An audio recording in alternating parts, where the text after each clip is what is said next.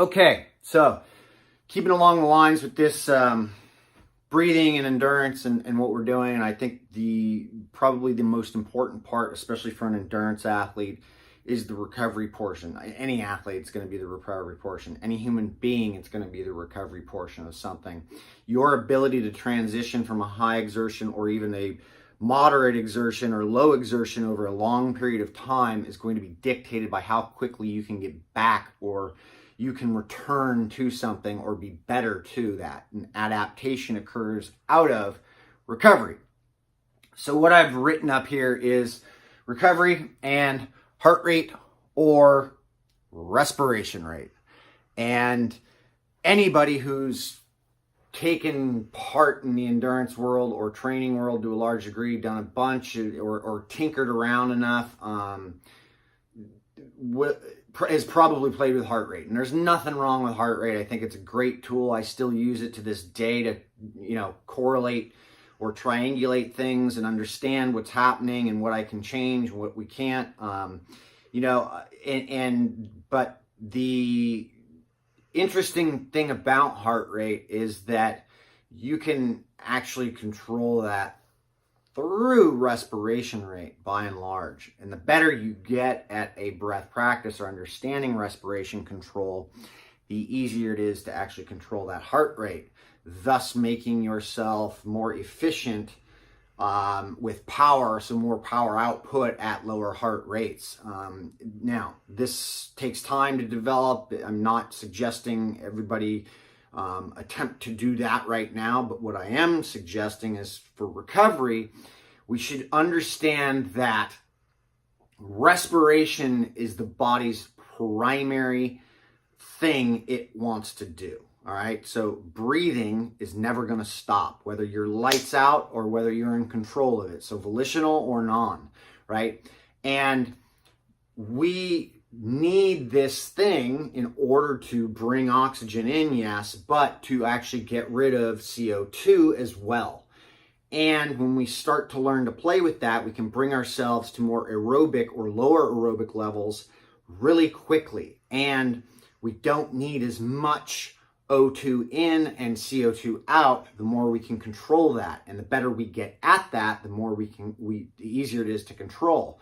Thus, when we are working out or training and doing things, I can use respiration control in order to actually bring or drive that heart rate down, or I can get more efficient at the respiration rate at even higher heart rates, and I can actually recover perfectly fine. And I'm not using substrates or energy that would require a bunch of more recovery from it.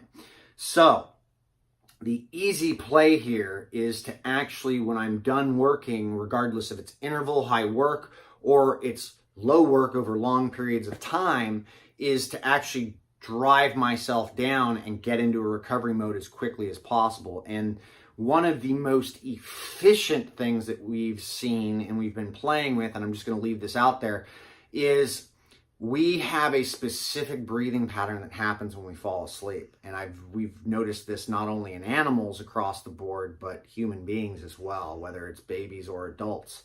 And that specific breathing pattern is actually a deeper inhale followed by a relaxed or let go exhale that pauses off the bottom.